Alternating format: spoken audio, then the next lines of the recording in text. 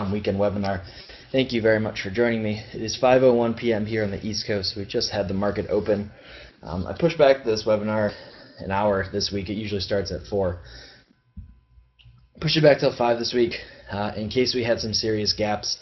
So we'll take a look and see exactly what pre-market has brought us. And then we'll talk about the setups for this week, some of the news that we'll have coming out, as well as the currently ongoing political crisis in the United States. So please take a moment to read the risk disclaimer,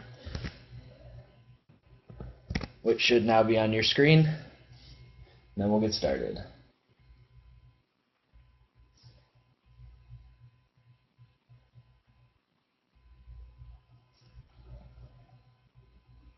Okay. All right, as always, as we go through, if you have questions, requests, please feel free to put them in the chat box. I can't see my screen and the chat box at the same time, so it may take me a second to see your question, but I will do my best to answer all the questions that I get and cover all the pairs that you guys request. So by all means, please feel free to request them. So, good question, David. Hello, Caroline. Well, David wants to know whether or not NFP data is going to be released when the shutdown ends, or if they will wait for next month. My guess is that they will release it. My understanding is that the numbers are pretty much done. The data has already been collected from September. They were just waiting to put the finishing touches on it. So I suspect that if the government shutdown ends anytime soon, they will schedule and release the NFP numbers from last month. That's my guess. I haven't seen anything to confirm it really in either way, but I suspect that they will not just skip a month if they can avoid it, and that they will release those numbers as soon as they're given the opportunity to. All right, let's go to the charts. We're going to start with pound dollar and go on to the other pound crosses. We're going to start with let's start with the daily chart, I guess, because that's where I have my lines drawn. So here's the daily chart of pound dollar. All right, you can see on Thursday and Friday, we had a very aggressive sell-off on the pound. We've gapped a little bit higher here to start the day. That's not a great surprise. Very possible that we have 2/3 of a head and shoulders here right now, left head, and now we'll have to form a right up to around 161.17 before the breakdown continues. We're sitting right at what would be the neckline. It's not a great neckline, but that's a general area to keep your eye on. I have been harping on the pound dollar for potential reversal for quite some time now at these levels, and I will show you why. I'll show you exactly what we may see. We may be repeating some previous price action that we saw last year or the year before, so we'll take a look at that. This is why, all right, I've been concerned about being long the pound aggressively here above 162. We have entered into this weekly reversal zone. You can see here back 2012, April of 2012, September of last year, and then January of this year. All 3 times we reached this price level, we reversed very hard. We had a very aggressive bearish hammer, bearish reversal candle form at the end of last week. All right, we closed right near the lows. It's not quite a bearish engulfing. It is a very aggressive bearish candle, very similar to the one that we can see here. All right, and you can see what happened. This is back in December of 2012, so basically the start of this year. We had this very aggressive bearish candle. The next week, all right, we rallied a little bit off the lows, and then we collapsed from there. Very possible we see something similar to that this time around as well. All right, so we had this very aggressive bearish candle. Perhaps this week we see a little bit of a retracement followed by a collapse. If we do start to collapse on pound dollar, all right, I will be watching this 38.2% fib very carefully. It's about 157 or so. All right, we have the 100-week EMA as well as the 38.2% fib in that area, and then below that 155.25 is the 50% fib. Those will be the 2 levels to watch if we do start to see a significant sell-off occur in pound dollar. That would be where we may see the rally continue. But like I said, I think there is a distinct possibility that this week we see a slight rally in the pound before a collapse. the start of next week. I would not, however, be a buyer of the pound, especially against the dollar here, really in any circumstances.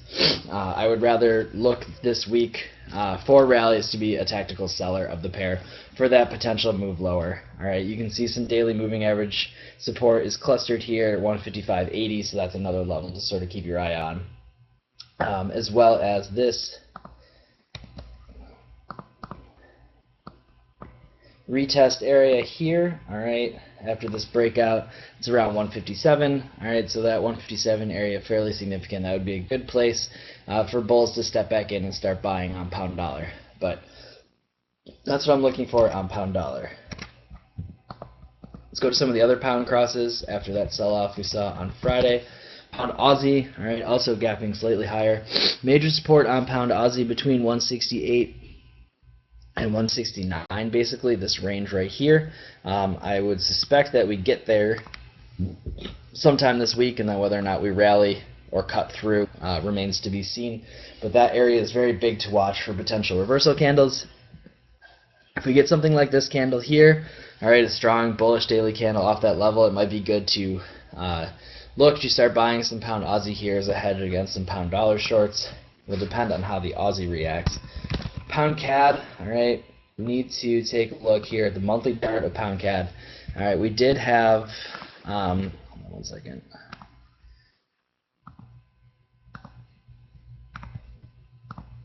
All right, we did have a breakout here on pound CAD on the monthly chart. All right, we broke above, very strong. This really range has existed since 2010. All right, we broke out to the upside of it, and now we're sort of retesting it. So pound CAD could be a tempting hedge for pound longs as well. This is the weekly chart on pound CAD. It makes me a little nervous to really start buying the pound for the same reason as I was nervous on pound dollar. But we are retesting a very big, important range here, so there may be some potential here for pound CAD longs. I would be very cautious about them, but there is that setup there. Certainly pound CAD would not be one that I would be looking to sell. Alright, last but not least, pound Kiwi dropping into the support range here. Really, 200-day EMA are trading just above it right now. That's in tan. Major trend line 190-140. That's the level I would be keeping an eye on for pound Kiwi. So generally, pound looks like it could be in for a little bit of an oversold bounce this week, at least early in the week, but a lot of that is going to depend on the pound data that comes out. Wednesday and Thursday, very busy for the pound. We have the Bank of England, we have manufacturing production, GDP estimates, and I think trade balance, and I think I'm missing one. So there is a lot of pound data to concern yourself with during the middle of the week.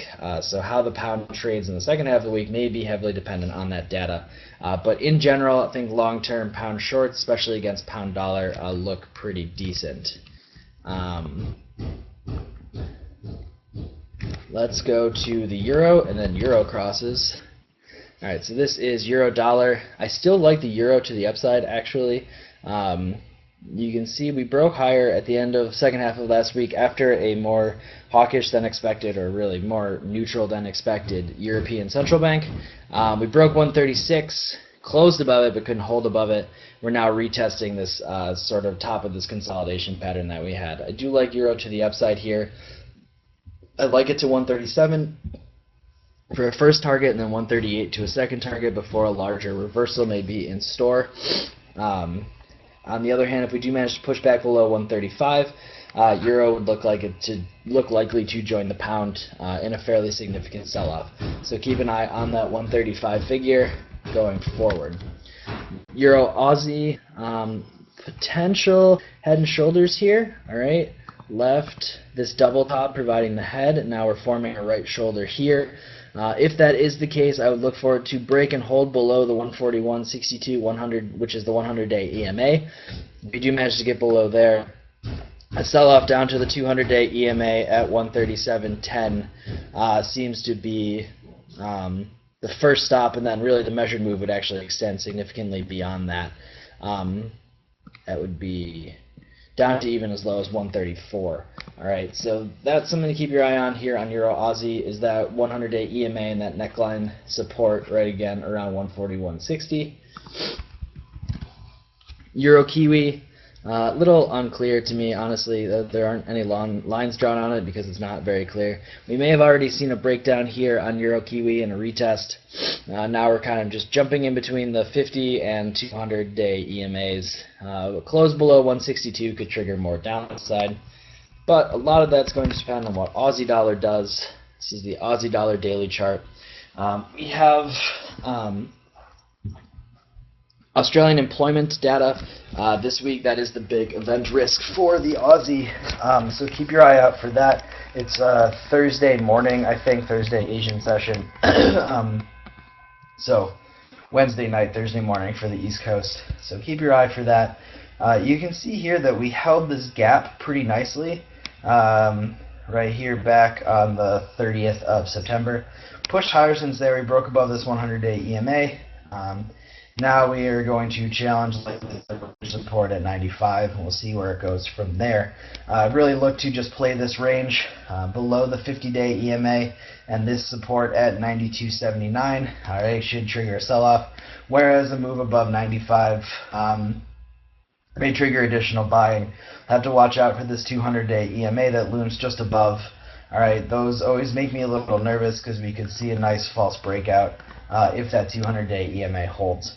All right, so keep your eye on that for Aussie. Watch that range and see where to go from there. I don't particularly, it's not on the top of my list to trade this week. Aussie CAD, I very much want to be bullish Aussie CAD just from a fundamental perspective, but I'm having trouble getting there technically. All right, we're trading very nicely in this channel here. Kind of looks like some sort of bear flag type setup. And the other thing that makes me really nervous is we had a very perfect rejection of this 38.2% fib on Thursday. All right, we rallied up to about 97.50, rejected that 38.2% fib, and closed in a fairly bearish reversal candle, despite it still being green. So that makes me a little nervous as well. The cleanest technical setup would be a sell below 96. It is the bottom of this channel on this 50-day EMA. If we do manage to get below that 96 figure, we could see a sell-off towards new lows. I don't have a great bullish setup on Aussie CAD right now, which I wish I did because I do like the fundamentals for an Aussie CAD long after the RBA sort of seemed pretty neutral. The Bank of Canada continues to be kind of stuck in a rut. So I do like, technically, Aussie CAD short, but fundamentally I like it long. So that's probably a pair that I'm not going to be looking to get aggressive with at all anytime soon until that sort of remedies itself. Aussie Yen, I do actually like to the upside. All right, on Friday we got above here. We held this retest stemming back from early June, and now we seem to be breaking higher. We are dealing with the the 100 and 200 day EMAs just above market, but it does look like a good breakout to me. Could start to see a push towards new highs up towards 96. The biggest problem I have with that stems from the fact that I remain bearish dollar yen, and I have a hard time buying yen crosses when I'm bearish dollar yen. I wrote an article about dollar yen sometime mid last week, I guess. You can still find that on GlobalFxClub.com. It does to me still look like we are set to test this 200-day EMA at 95.47. We broke down on Tuesday. Tuesday we broke down and closed below this triangle. We sort of retested it, and now we're kind of just hovering. As long as we stay below this trend line here in this 100-day EMA, which is about 98.25 or so, I have a hard time thinking we're going to do anything but go down to find that 200-day EMA and go from there. Okay, so that's on the yens, going through there now. Chinese PMI, yep. Okay, started with the yens. That's how I feel. I agree with Jason on the yen term, short-term bear, long-term very bullish. CAD yen, let's look at CAD yen specifically, and then we're going to look at the Nikkei, and I'll tell you another reason why I wish I was bullish dollar yen, because I am bullish the Nikkei right now. Alright, so this is CAD yen. I have been frustrated with CAD yen for quite some time, but we do have a very nice retest here on CAD yen. Alright, again, I'll feel better when we clear that line, which Aussie has already done, which is why Aussie yen might be my favorite. But CAD yen, very nice bullish candle here off of that triangle retest. CAD was strong across the board on Friday. All right, sell off in dollar CAD. We saw already looked at pound CAD. Look at euro CAD. Another strong sell off here on Friday. So CAD does look poised to continue strengthening. Euro CAD looks like it's going to test 138.35, which is significant trend line and daily moving average support. Dollar CAD, all right, watch this 200-day at 102.45 in this trend line below there, and the CAD could really start to accelerate. And then CAD yen, if we manage to creep up a little bit more, looks like another breakout on a yen pair. Kiwi yen, similar, all right, all of them kind of just like flagging here. Looks like they could all be headed higher, except for the big one, which is dollar yen. To me, still looks relatively bearish. I guess if we break it back above 98, now above 98, everything starts to look really good for the yen pairs. Start to be maybe get aggressively long. If we look at Nikkei futures, I'm bullish Nikkei futures. All right, I don't trade them, but they're very useful for watching yen pairs. We broke out of this triangle. We didn't quite manage to retest it, but very nice candle on Friday just off of this 100-day EMA. This 15,000 figure, I've been trumpeting it for a while. If we break 15,000, the Nikkei very likely going much, much higher, and it will very likely drag all these yen pairs with it. We're at 14,260 right now. So a little bit of ways away, but if we can get above 1,500, all of these yen pairs likely to fly higher. I will probably pass on buying yen pairs until I see dollar yen above 98. But if you are want to be aggressive and get long the yen pairs, Aussie yen is by far my favorite, and pound yen is by far my least favorite. I would not touch pound yen long with a 10-foot pole. We are at some support here, but 50-day EMA basically right here. I just don't have any interest in buying pound yen when I'm bearish pound dollar and bearish dollar yen. This area right here around 154 could be a nice support level, 100-day EMA just below, and a trendline retest. But no thank you really for me on pound yen.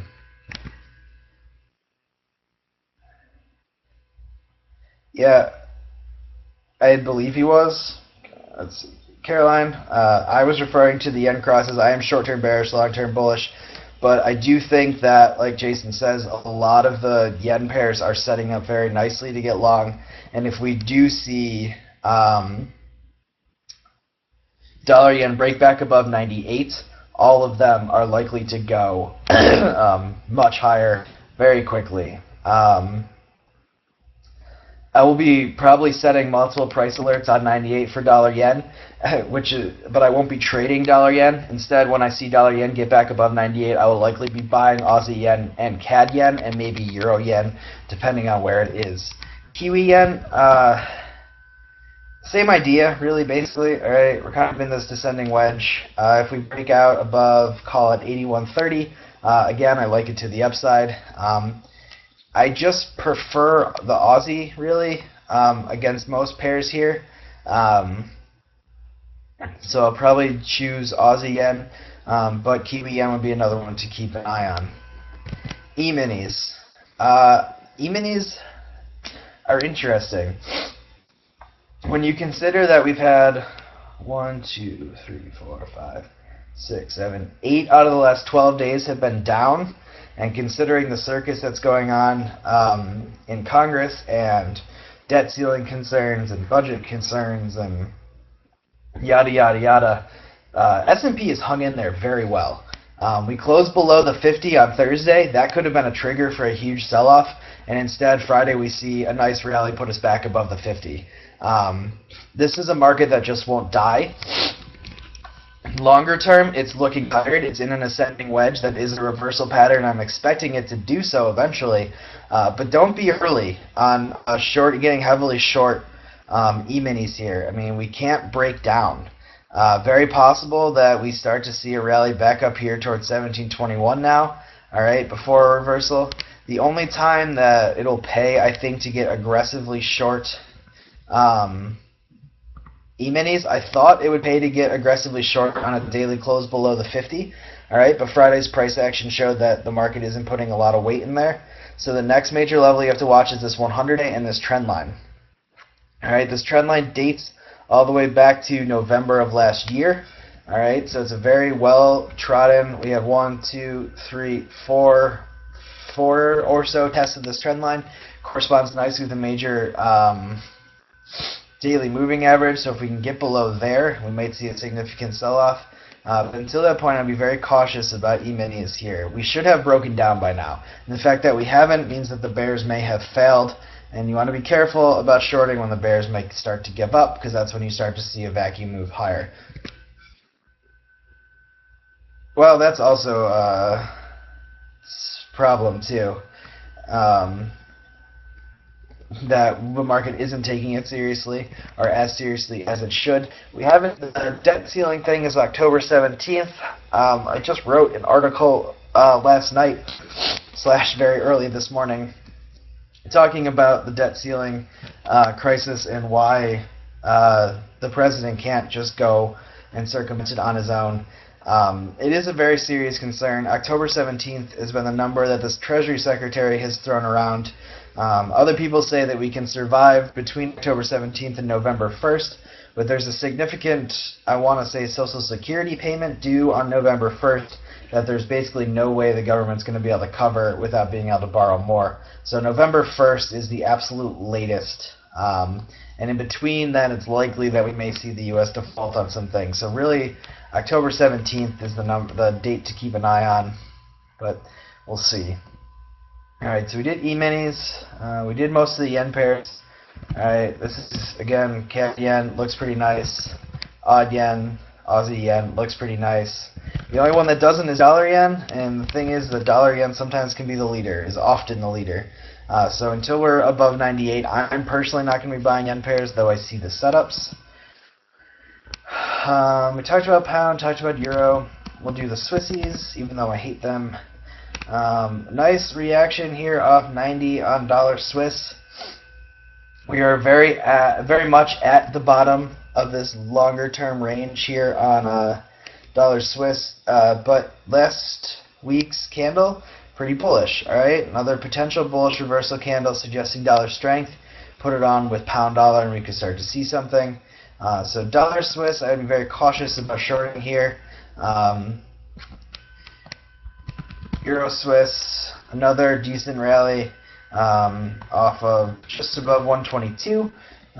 Again, I'll never short Euro Swiss. I wouldn't really buy it until it's either a little bit lower, around 122 even.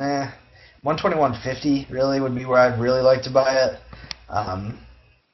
The other time I'll consider getting long Euro Swiss is if we break above 124, and I'll look for a little bit of a run higher, but nothing super aggressive. Aussie Swiss, nothing particularly jumps out at me on this pair. Pound Swiss. Alright, Pound Swiss, if we jump out to the weekly chart. Alright, that's sort of a general idea on Pound Swiss. I do like it, alright, to the upside.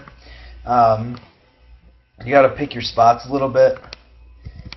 Euro Pound, I like it to the downside, which doesn't match my bias on Euro Dollar and Pound Dollar. Alright, that would suggest Euro Pound continuing higher, but it is what it is. If we do march higher on Euro Pound, 85.50 would be the nice resistance level. Right now we're sitting at some pretty hefty moving average support resistance, so keep an eye out on that, as well as this kind of weird trend line.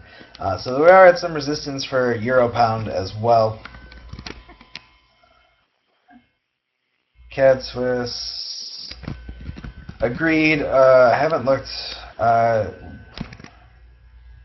Vin and I were looking at CAD Swiss in the middle of last week, I believe. You are absolutely correct. We are in some sort of descending wedge. This is the daily. All right, we're still stuck in here, but on the 4 hour, we broke out of this wedge channel. All right, very heavily or very aggressively.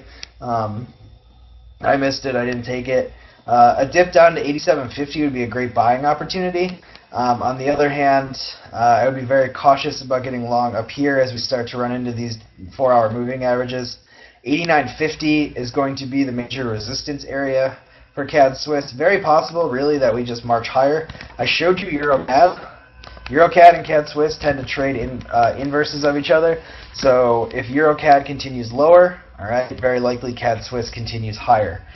So that is definitely, those two definitely confirm each other. We may see a move up to 89.50 on CAD Swiss and then a move down to about 138 or so.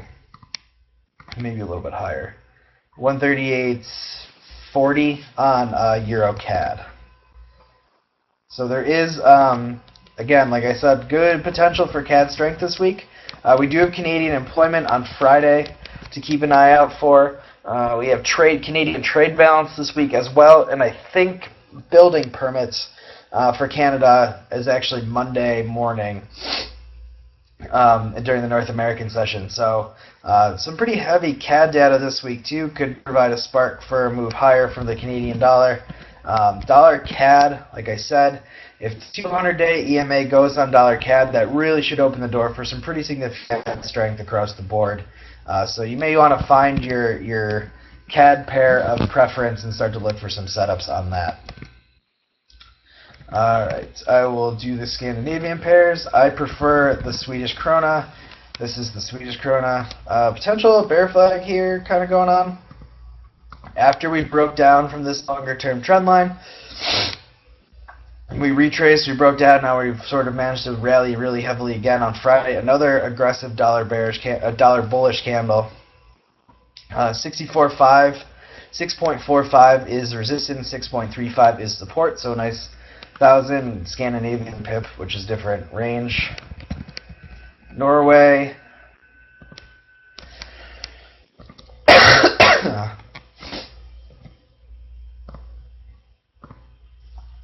Best I can do for Norway, really. I mean, price level. We do have this range forming here just above 6.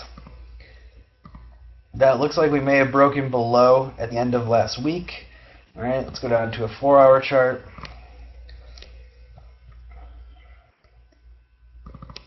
All right, you can see the breakdown potential here.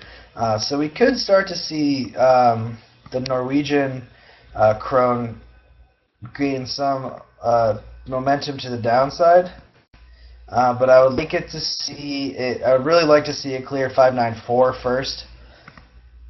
If we can get below there, we may start to see a sell back towards this 576 range. But it's holding up pretty well. So the Scandinavians actually both look like they should continue to sell off against the dollar, but we'll see whether or not that actually plays out. Above 6.45 here on USD SEC. Then it's 6.5, which is a retest of this longer term trend line dating back to February. So neither of them really, to me right now, particularly clear, but they both look vaguely bearish. Yeah, they both look heavy, exactly. Nor the USD NOK more so, I think. Just has more room sort of to fall right now than the Swedish krona. We're already near these major lows at 6.27, so not that much further to get down for the Swedish krona. But we do have some room on the Norwegian krone to the downside, so that's definitely something to keep an eye on. Alright, so I got Sweden and Norway. I did the euro crosses, the pound crosses, the CAD crosses. I did dollar CAD, dollar yen, the rest of the yens, the Swissies, E-minis, Nikkei, gold, and oil. Okay, gold. Alright. Looks bearish, but there is a very powerful bullish setup in the that is a potential.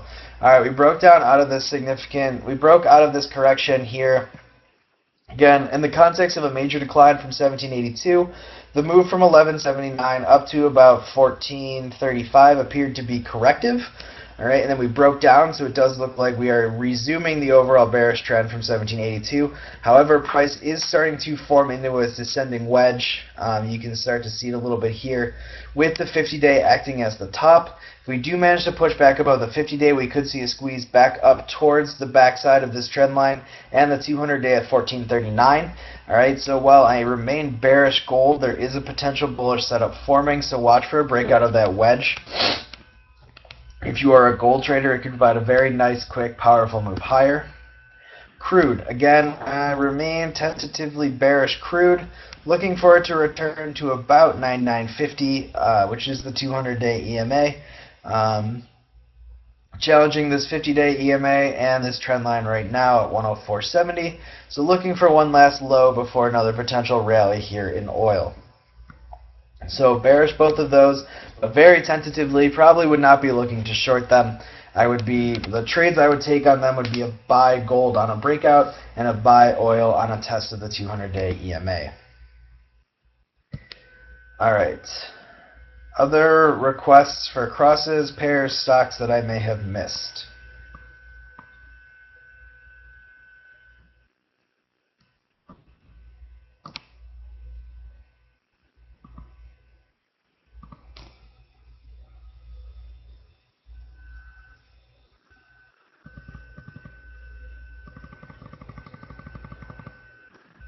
You're very welcome. Any other requests? I think I pretty much covered everything. Did I miss anything, or did anyone miss a pair that I went over and you would like me to go over again slowly? Different time frame, anything like that?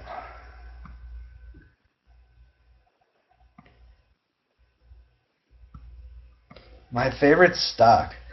Alright, I'll give you my favorite stock. My favorite stock right now is actually Pitney Bowes. Alright? And I will tell you why. This is a U.S. traded stock. It is my favorite one right now for technical and fundamental reasons. Technically, let me delete this random fib. Inverse head and shoulders that we now broke out of. Alright, the measured move is above 20. We're trading just below 19. We're testing the 200-week EMA. It pays a decent dividend, and it's very much a stable growth stock, the kind of defensive stocks you want to hold in case of a pullback. So Pitney Bowes is actually my favorite longer-term stock play. I like it up to about 20 at first, and then if not, but most likely higher, it's about 22 or 24 over the next, 18 or so months. Did I? Nice. I'm glad I did that. I mean, I knew I had it. I have to give disclosure. I am long Pitney Bowes in my private equity account. I'm glad that I publicized that I was doing that. It remains my favorite. I still like it to above 20. You're welcome, David. Thanks for joining me. Any other questions, requests? Thanks, David. You too. I'm sure I will talk to you. World Series champ. Anyone but the Red Sox. If I had to pick, I'd say Dodgers have a great chance. Their pitching is phenomenal. Tigers also have a good chance with Scherzer and Verlander. Yeah, I don't know. Anyone but the Red Sox. That's what I'm hoping for.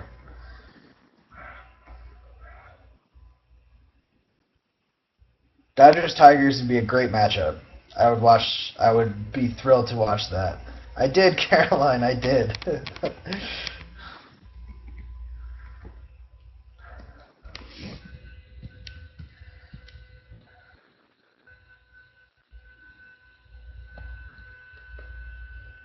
Alright, see you later, guys. Thank you very much for joining me. I will post the recording and make sure, so check our YouTube page. I'll post the link as well, so in case you want to review all the stuff that I ran through, you're more than welcome to do that. As always, you can find me on Twitter at Duke0777. I'll be happy to answer your questions there. So you guys have an absolutely wonderful week. Thank you very much for joining me, and I look forward to talking to you soon.